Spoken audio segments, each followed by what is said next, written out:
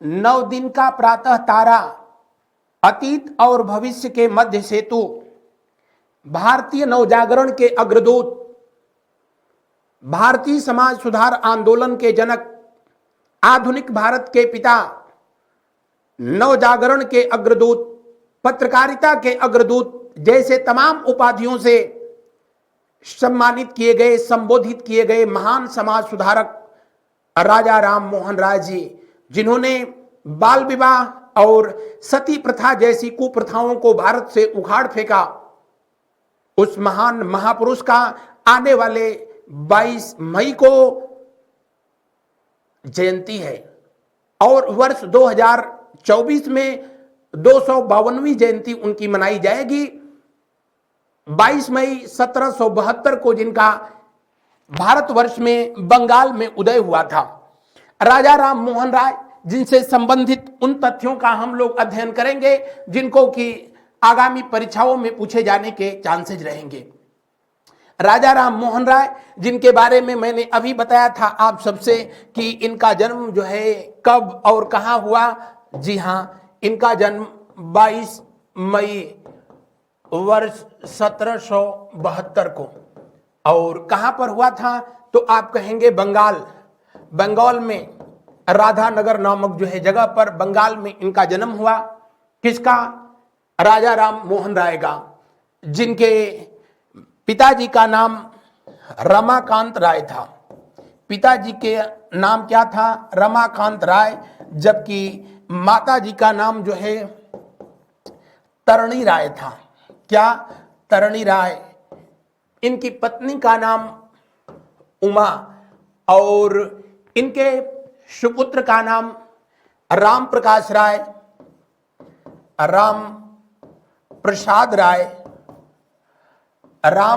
राय और राधा राय था। इनको किस उपनाम से जो है जाना जाता था तो इन्हें मोहन के उपनाम से जो है जाना गया। बाल्यावस्था में इनका जो है ये नाम रहा था। और सबसे अच्छी बात कि राजा राम मोहन राय को 1, 2, 3, 4 नहीं, कुल 12 भाषाओं का जो है ज्ञान था। गजब के विद्वान, जो बंगाली, हिंदी, उर्दू, अरबी, फारसी, संस्कृत, इसके अलावा जो है फ्रेंच, इंग्लिश जैसी जो है भाषाओं पर भी इनका शानदार पकड़ था। और उसका जो है सबसे जो है शानदार उदाहरण साहित्य के क्षेत्र में इन्होंने जो अपना योगदान किया, न सिर्फ योगदान किया बल्कि जो है उससे समाज सुधार का भी कार्य किया। भारत की धरती पर किसी भारतीय व्यक्ति द्वारा फारसी भाषा में लिखी गई जो पहली पुस्तक थी, उस पुस्तक का नाम था तोहफात उल मुआहिदीन। और इसको कब जारी किया गया था, कब लिखा गया था? 1803 में। इसे एकेश्वरवादियों का उपहार भी कहा गया। एकेश्वरवादियों का उपहार। और इस पुस्तक में राजा राम मोहन राय के द्वारा भारत में हिंदू धर्म में जो बहुदेववाद था, हिंदू धर्म के नियमों के अनुसार 33 कोटि जो है देवी देवता हैं, और उन देवताओं के नाम पर उन दिनों कुछ लोगों ने हिंदू धर्म को धन कमाने का धंधा बना दिया। उसका इन्होंने विरोध किया और एकेश्वरवाद का समर्थन किया। बहुदेववाद का जो है इन्होंने विरोध किया। पुरोहितवाद, ब्राह्मणवाद का जो है विरोध किया। और तोहफात उल मुआवुद्दीन नामक जो है पुस्तक में इनके द्वारा जो है एकेश्वरवाद का उपहार न सिर्फ जो है इसे बताया गया बल्कि जो है इन्होंने इस बात पर जो है बल दिया, एक धर्म एक देवता का जो है इसी पुस्तक के माध्यम से अपना सिद्धांत प्रस्तुत किया। और इन्होंने कहा कि जब हमारे वेद पुराणों में इस बात का उल्लेख किया गया है कि ब्रह्मा से ही इस सृष्टि का निर्माण हुआ है, ब्रह्मा से ही दूसरे अन्य देवताओं का निर्माण हुआ है, ब्रह्मा से ही यह ब्रह्मांड बना है, तो फिर हिंदू धर्म में सिर्फ एक देवता, और इन्होंने ब्रह्म की उपासना का जो है संदेश दिया। इसीलिए इन्होंने फारसी भाषा में ये लिखी गई इस पुस्तक में इस्लाम धर्म के सिद्धांतों का चूंकि समर्थन किया, तो जाहिर सी बात थी इनके परिवार के लोग, स्वयं इनके पिताजी जो है इस बात से बेहद जो है खफा थे और अपने पिताजी से ही इनका मतभेद हो गया। हालांकि अपने जीवन का जो है बहुत सा समय इन्होंने देश में जो है भ्रमण करने पर बिताया, बौद्ध धर्म की भी इन्होंने शिक्षा ली, ज्ञान ये जैन धर्म का भी इन्होंने अध्ययन किया और विभिन्न धर्म के सबसे अच्छी बातों को प्रयास इन्होंने किया कि उसी धर्म की जो है पुस्तकों, उसी धर्म के जो है भाषा के माध्यम से उसका प्रचार प्रसार किया जाए। तो कुछ लोगों ने इनको इस्लाम समर्थक भी माना था। भारतीय जो है भारत में फारसी भाषा में जो है फारसी भाषा में जारी किया गया पहला समाचार पत्र जिसका नाम था मिरात उल अखबार। क्या नाम था? मिरात उल अखबार। इसका कहां से जो है जारी किया गया था? इसे कलकत्ता से जारी किया गया। कहां से? कलकत्ता से जारी किया गया। किसके द्वारा जारी किया गया? राजा राम मोहन राय के द्वारा जारी किया गया। राजा राम मोहन राय, जिन्हें भारत में पत्रकारिता का अग्रदूत जो है कहा गया। क्या कहा गया? पत्रकारिता का अग्रदूत कहा गया। पत्रकारिता का अग्रदूत कहा गया। किसको? राजा राम मोहन राय को। और इन्होंने न सिर्फ फारसी भाषा में बल्कि जो है अंग्रेजी भाषा में प्रिसेप्ट ऑफ जो है जीसस, और इस पुस्तक की जो है लेखन कार्य इन्होंने 1820 ईस्वी में किया था। 1820 ईस्वी में किया और जॉन डिग्बी के प्रयासों से, किससे? जॉन डिग्बी के प्रयासों से, जॉन डिग्बी के प्रयासों से इसे 1823 ईस्वी में लंदन में भी जो है प्रकाशित किया गया। यह किस पर आधारित थी? तो आप कहेंगे कि बाइबल पर आधारित थी। बाइबल पर आधारित थी। इसमें बाइबल यानी क्रिश्चियनिटी, ईसाई धर्म के अच्छे तथ्यों का, अच्छे जो है वहां पर जो विषय वस्तु इनको जो है समझ में आया उसका जो है इसमें उल्लेख इन्होंने किया। और जाहिर सी बात थी जो ईसाई धर्म के लोग थे उस समय, इन्होंने राजा राम मोहन राय का जो है इस कार्य के लिए न सिर्फ जो है खुले मन से प्रशंसा किया, बल्कि कुछ हिंदू धर्म के जो कट्टरवादी रूढ़िवादी लोग थे इन पर आरोप लगाए कि इन्होंने न सिर्फ ईसाई धर्म को जो है स्वीकार किया है बल्कि दूसरे लोगों को भी ईसाई धर्म स्वीकार करने के लिए प्रेरित कर रहे हैं। काम की चीजें जो आपसे पूछी जाती है, प्रिसेप्ट ऑफ जीसस किसके द्वारा लिखा गया? राजा राम मोहन राय के द्वारा लिखा गया, 1820 में लिखा गया। और यह किस पर आधारित था? बाइबल पर आधारित था। इतना ही नहीं, ये पहले ऐसे भारतीय व्यक्ति थे जिनके द्वारा लिखी गई किसी पुस्तक को आज भी इंग्लैंड में वहां के पाठ्यक्रम में सम्मिलित किया गया। The guide to peace and happiness नामक पुस्तक भी उसी दरमियान जो है इनके द्वारा जो है 1821 में जो है लिखी जाती है। और इसमें भी ईसाई धर्म के सिद्धांतों का जो अच्छाइयां थी उनका जो है इन्होंने वर्णन किया। इन्होंने लिखा कि दुनिया का जितना भी धर्म है सभी धर्म में अच्छी बातों का जो है उल्लेख किया गया है, लेकिन कुछ ऐसे बिचौलिए बीच में जब पैदा हुए तो इन्होंने ऐसे सिद्धांतों का उसमें जो है जबरदस्ती समावेश कर दिया जिससे कि उस धर्म की जो मूल भावना थी, मूल सिद्धांत था, वो प्रदूषित हुआ।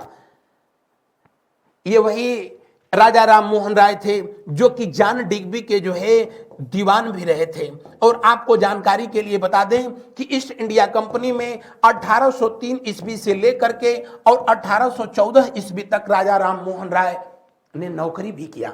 वो अलग बात थी कि इनको नौकरी अपने पिता रमाकांत राय की मृत्यु के बाद अनुकंपा के रूप में जो है मिली थी, क्लर्क के रूप में, लेकिन अपनी प्रतिभा के दम पर ये जॉन डिग्बी के दीवान तक जो है पद तक पहुंचे थे। वो अलग बात थी कि बाद के दिनों में इन्होंने अपने पद से त्यागपत्र दे दिया था। बढ़ते हैं आगे की तरफ। साहित्यिक योगदान में संवाद कौमुदी। संवाद कौमुदी किसके द्वारा जो है लिखा गया? तो आप कहेंगे कि राजा राम मोहन राय के द्वारा ये जो है जारी की गई पत्रिका थी। किस भाषा में जो है इसको जारी किया गया था? तो संवाद कौमुदी को बांग्ला भाषा में जारी किया गया। किस में जारी किया गया था? बांग्ला भाषा में जो है जारी किया गया। और इसे 1822 में जो है जारी किया गया। किसमें? बांग्ला भाषा में जारी किया गया था। बांग्ला भाषा में इसको जारी किया गया। और राजा राम मोहन राय ने संवाद कौमुदी के माध्यम से ही सबसे पहले सती प्रथा का विरोध किया था। तो आपसे पूछा जाता है कि किस पत्रिका के द्वारा सबसे पहले इन्होंने सती प्रथा का विरोध किया? सती प्रथा का विरोध किया तो आप कहेंगे संवाद कौमुदी। सती प्रथा का विरोध किया था किस पत्रिका के द्वारा? जी हाँ, संवाद कौमुदी के द्वारा जो है विरोध किया। ये पत्रिका कहां से जो है जारी किया गया था? कलकत्ता से जारी किया गया था। कहां से जारी किया गया था? तो आप कहेंगे कि इसे कलकत्ता से जारी किया गया था। इसके अलावा प्रज्ञा का चांद, ये भी जो है इनके द्वारा जारी की गई जो है बांग्ला भाषा की एक जो है पत्रिका, और इसमें भी इन्होंने उस समय की बुराइयों को, कुरीतियों को, रूढ़िवादिता को न सिर्फ जो है समाज के सामने जो है रखा, बल्कि उसका जो है इन्होंने हल भी प्रस्तुत किया। कहा जाता है कि सती प्रथा के जो है खिलाफ इन्होंने सबसे पहले आवाज तब उठाई जब राजा राम मोहन राय के बड़े भाई, जिनका नाम था जगमोहन राय, उनकी मृत्यु हो गई। तो राजा राम मोहन राय की जो भाभी जी थी, जिनका नाम अलका मंजरी था, उन दिनों के नियमों के अनुसार उन्होंने सती प्रथा का निर्वहन किया। राजा राम मोहन राय ने इसका विरोध किया, लेकिन राजा राम मोहन राय के पिताजी, जो कि स्वयं हिंदू धर्म के जो है एक कट्टर समर्थक थे, उन्होंने सती प्रथा को जो है कहा कि नहीं, धर्म के अनुसार ये बिल्कुल जो है सही है, तुम बहुत ज्यादा पढ़ लिए हो, कोई बात नहीं। पिताजी से मतभेद होने के बाद इन्होंने इसीलिए जो है गृह त्याग किया था, घर जो है छोड़ दिया था। तो सती प्रथा के खिलाफ जो है सबसे पहले वहीं से इनके मन में विचार आया, और उसके बाद संवाद कौमुदी के माध्यम से इसका इन्होंने विरोध किया, ये लिखते हुए कि भारत जो है रामकृष्ण की जो है ये धरती है। मर्यादा पुरुषोत्तम भगवान राम के भी पिताजी का जब जो है स्वर्गवास हुआ, तो उनकी 3 माताएं, क्या उन्होंने सती प्रथा का निर्वहन किया? या भगवान कृष्ण, जिनकी जो है बुआ कुंती 5 पांडवों की जो है माता जो थी, वो भी जो है क्या ऐसा कुछ किया, सती प्रथा का निर्वाह किया? यानी ये वो प्रथा है जिसको बीच में कुछ लोगों के द्वारा जबरदस्ती जो है हिंदू धर्म में ला दिया गया।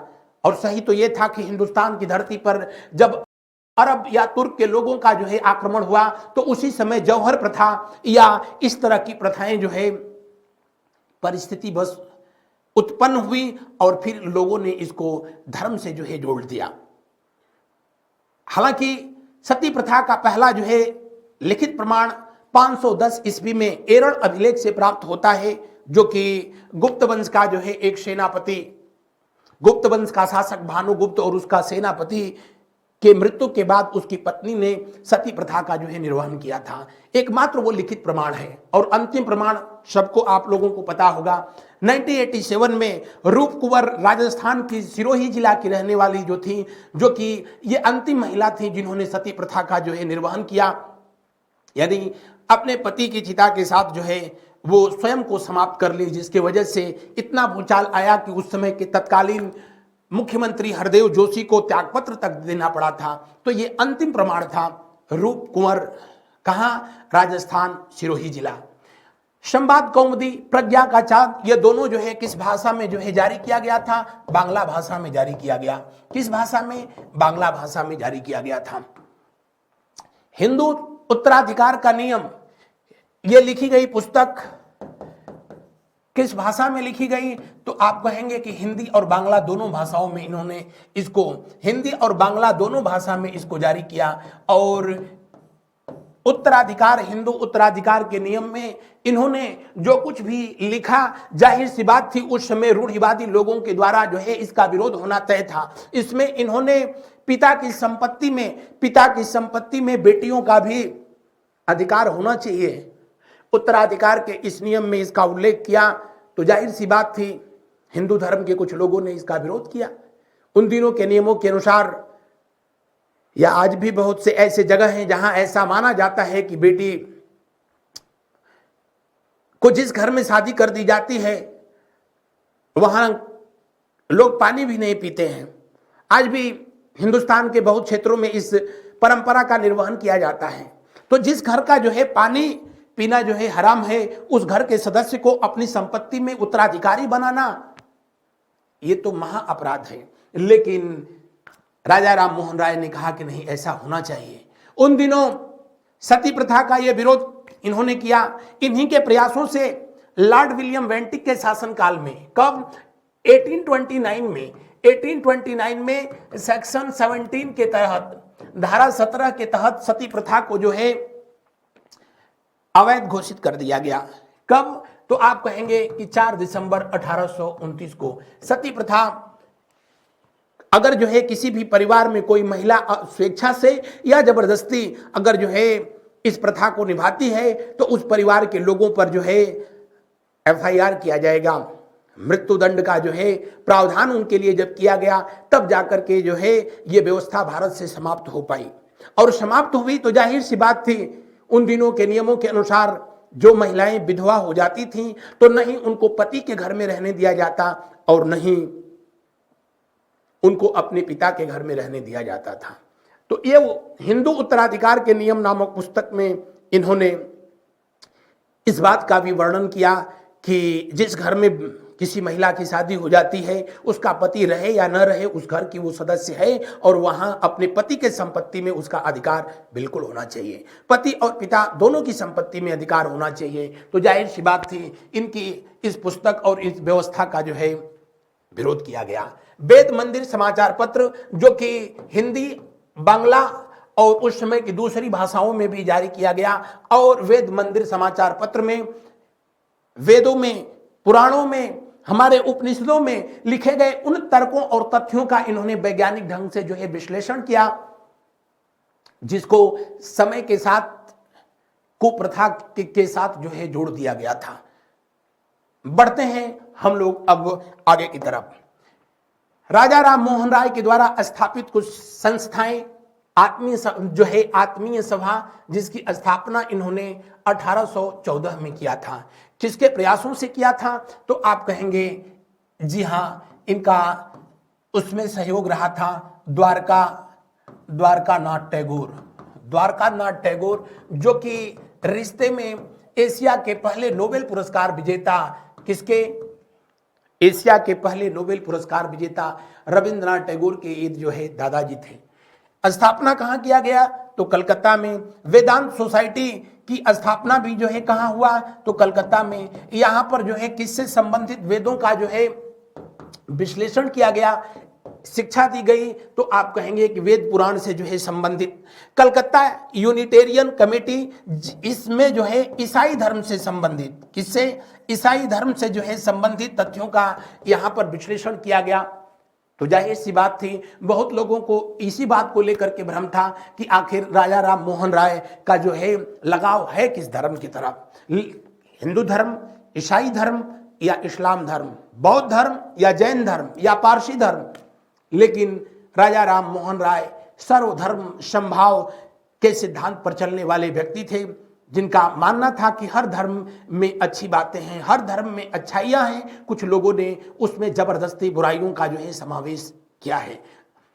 कलकत्ता हिंदू कॉलेज, जिसकी स्थापना इन्होंने किसके मदद से किया था, तो आप कहेंगे कि डेविड हेयर नामक व्यक्ति के मदद से। किससे, डेविड हेयर नामक जो है व्यक्ति के सहयोग से इसकी स्थापना किया गया कलकत्ता में। जबकि 1825 में वेदांत कॉलेज की भी स्थापना कहां पर किया गया था, तो आप कहेंगे कि कलकत्ता में किया गया था।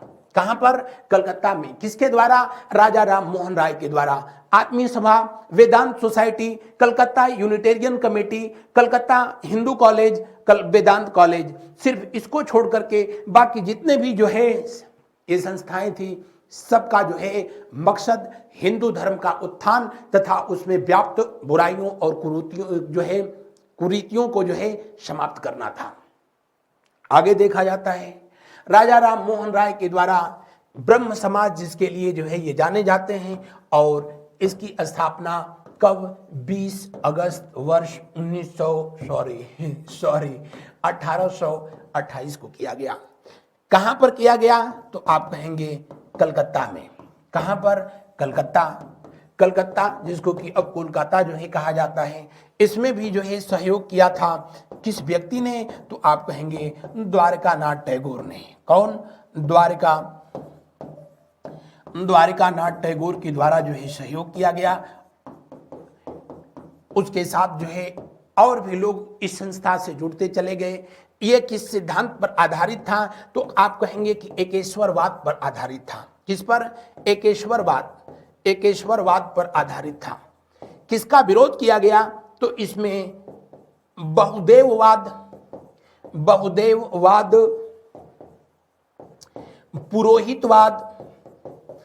पुरोहितवाद या कह लें कि ब्राह्मणवाद, इसका जो है यहां पर विरोध किया गया। ब्रह्म समाज एक धर्म एक देवता के सिद्धांत पर आधारित ये संस्था, जिसको कि आगे चल करके द्वारकानाथ टैगोर, देवेंद्रनाथ टैगोर, केशव चंद्र सेन जैसे विद्वानों ने इसमें शानदार काम किया। राजा राम मोहन राय के द्वारा भी ब्रह्म समाज, जिसको कि ब्रह्म सभा के नाम से भी जाना गया, और इसके माध्यम से हिंदू धर्म के लोगों को जोड़ना और उस समय की व्याप्त बुराइयों से उनको अवगत कराना, उससे दूर करने का प्रयास करना, इस जो है सभा का मूल उद्देश्य रहा था। राजा राम मोहन राय, जिनको राजा की उपाधि जो है दिया था किसने? तो उस समय का तत्कालीन बादशाह, मुगल बादशाह जिसका नाम था अकबर द्वितीय, उसी के द्वारा इनको राजा की उपाधि जो है दिया गया था। यहां पूछा भी है, राजा की उपाधि जो है किसके द्वारा दिया गया? अकबर द्वितीय के द्वारा दिया गया। अकबर द्वितीय के द्वारा जो है कब? 1831 में। और इसी अकबर द्वितीय के कहने पर इसके प्रतिनिधि बनकर राजा राम मोहन राय लंदन चले गए। कब? 1831 में। और राजा राम मोहन राय समुद्र के रास्ते ब्रिटेन जाने वाले भारत के पहले व्यक्ति थे, पहले भारतीय थे जो समुद्र के रास्ते लंदन की यात्रा या कह ले यूरोप की यात्रा जो है किए। इनको युगदूत की उपाधि सुभाष चंद्र बोस के द्वारा दिया गया था, सुभाष चंद्र बोस के द्वारा दिया गया था। हालांकि सुभाष चंद्र बोस जो है इनसे बहुत बाद में हुए। इनको राया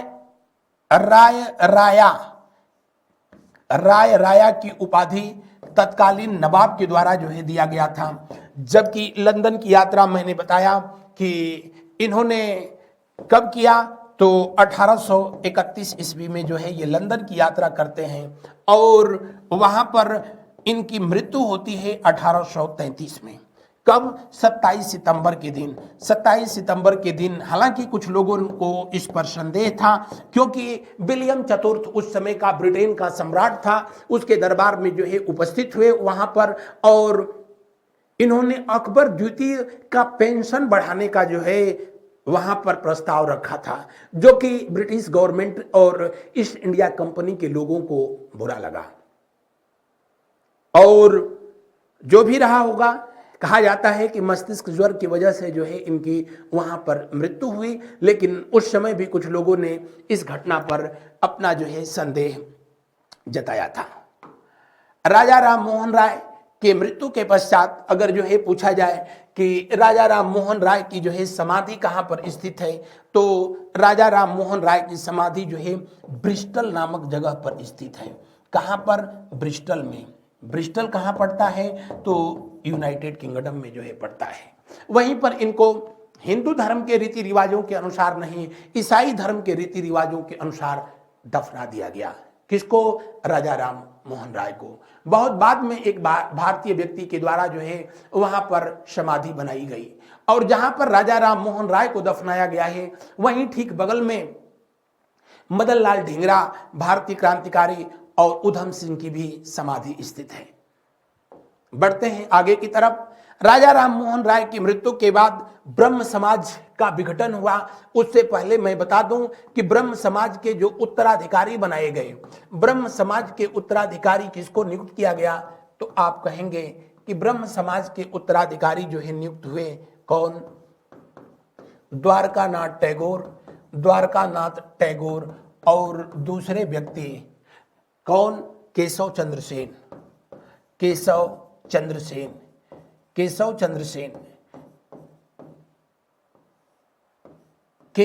सेन। इसके अलावा रामचंद्र विद्या वागीश जैसे लोग जो है इस संस्था को आगे जो है बढ़ाया। जाहिर सी बात थी, द्वारकानाथ टैगोर के बाद रविंद्रनाथ टैगोर के पिताजी जिनका नाम देवेंद्रनाथ टैगोर था, उन्होंने सबसे अधिक ब्रह्म समाज को जो है न सिर्फ बंगाल बल्कि बंगाल की जो है सीमाओं से बाहर तक पहुंचाया। देवेंद्रनाथ टैगोर ने अपना जब 1863 ईस्वी में अपनी स्वयं का आश्रम का स्थापना किया, जो जिसको आगे चल करके शांति निकेतन के नाम से जो है जाना गया। हालांकि शांति निकेतन के रूप में उसको रविंद्रनाथ टैगोर जी के द्वारा स्थापित किया गया था। ब्रह्म समाज का विघटन इसलिए हो गया कि द्वारकानाथ टैगोर जब अपने सुपुत्र देवेंद्रनाथ टैगोर को उत्तराधिकारी नियुक्त कर दिया और देवेंद्रनाथ टैगोर जब संन्यास ग्रहण कर लिया, तब जो है केशव चंद्र सेन जो है इसके केशव चंद्र सेन सर्वे सर्वा जो है यानी ब्रह्म समाज के आचार्य हुए और इन्होंने अपना एक समाचार पत्र निकाला जिसका नाम था इंडियन मिरर। क्या नाम था? इंडियन मिरर समाचार पत्र था। और इंडियन मिरर समाचार पत्र के माध्यम से इन्होंने भी, जाहिर सी बात थी, इनका जो है झुकाव भी ईसाई धर्म के प्रति कुछ ज्यादा ही था। ईसाई धर्म का इन्होंने न सिर्फ जो है सिद्धांतों का अपने पत्र के माध्यम से प्रशंसा किया, बल्कि ब्रह्म समाज की जो शाखाएं थी वहां ईसाई धर्म से संबंधित पुस्तकों का भी वाचन किया गया, जिसके वजह से देवेंद्रनाथ टैगोर तक जब ये बात पहुंची तो देवेंद्रनाथ टैगोर जो है नाराज हुए और इन्होंने केशव चंद्र सेन को ब्रह्म समाज से बेदखल कर दिया।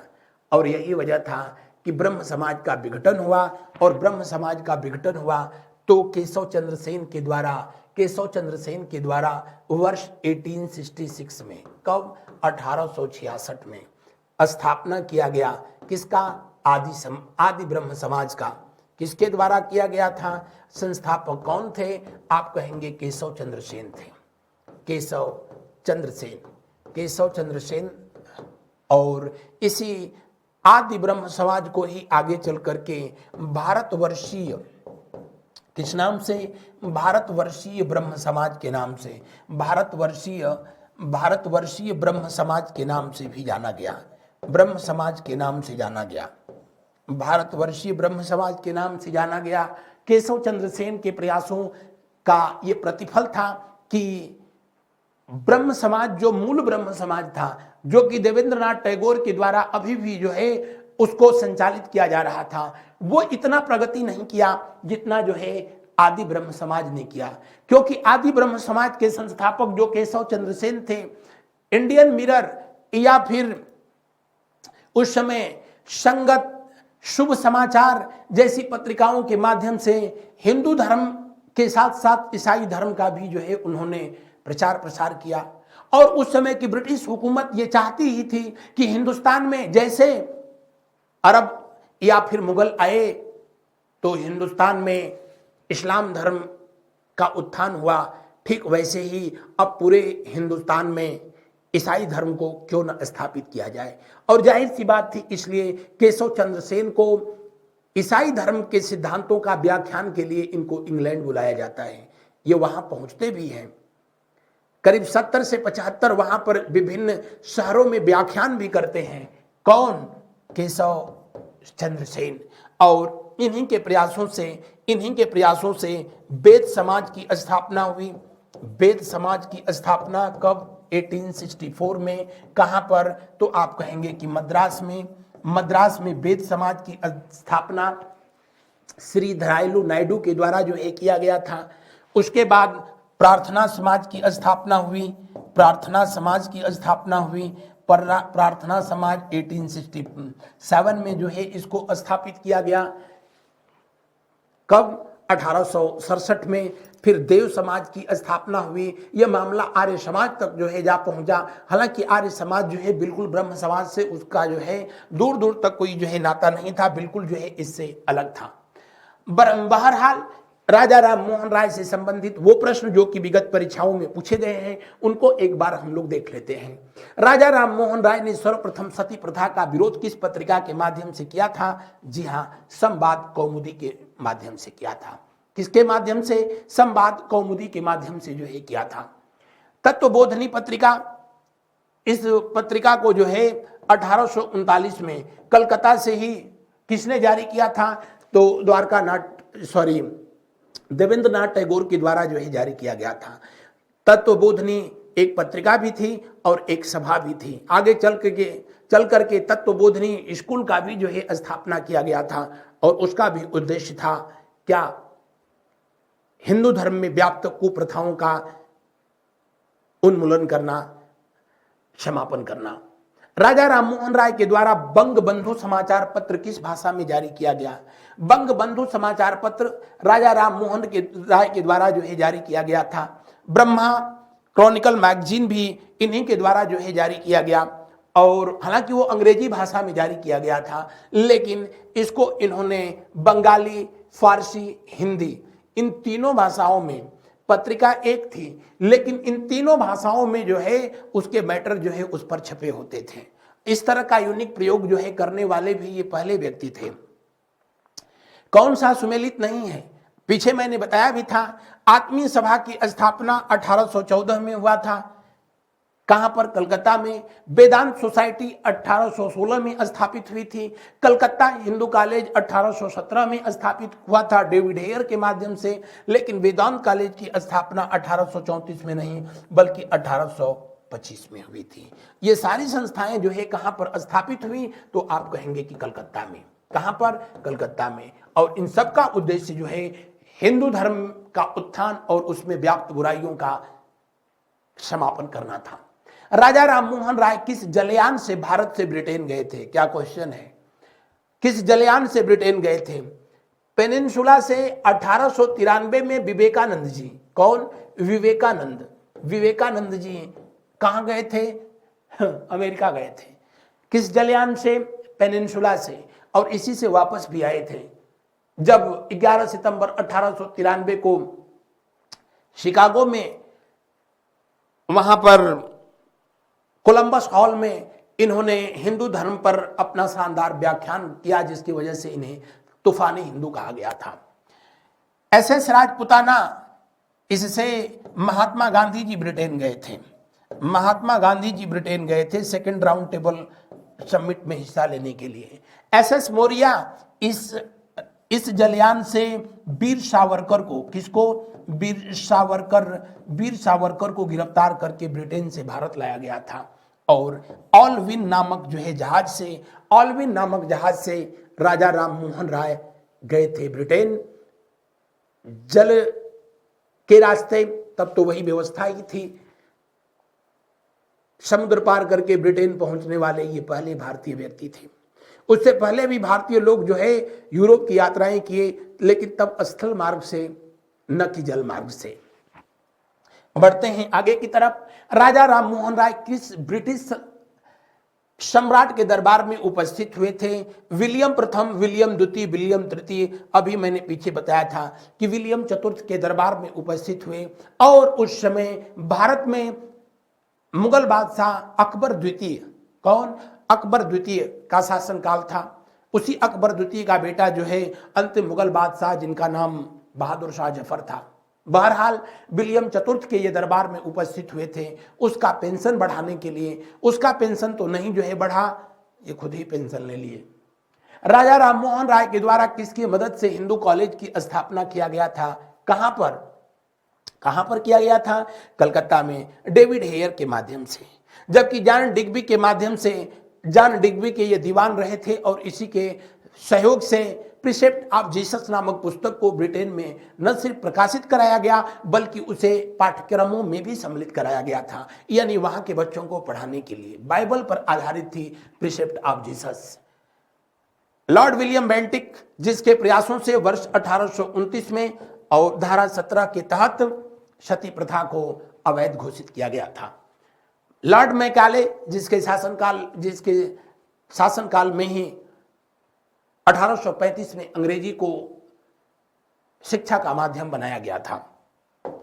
आगे देखते हैं, राजा राम मोहन राय ब्रह्म समाज की स्थापना कब किए थे? जी हां, 20 अगस्त 1828 को कलकत्ता में किए थे। राजा राम मोहन राय को राजा की उपाधि किसके द्वारा दिया गया? अकबर प्रथम, अकबर द्वितीय, अकबर तृतीय या लॉर्ड विलियम बेंटिक, मैं पीछे बताया था, अकबर द्वितीय के द्वारा जो है दिया गया था।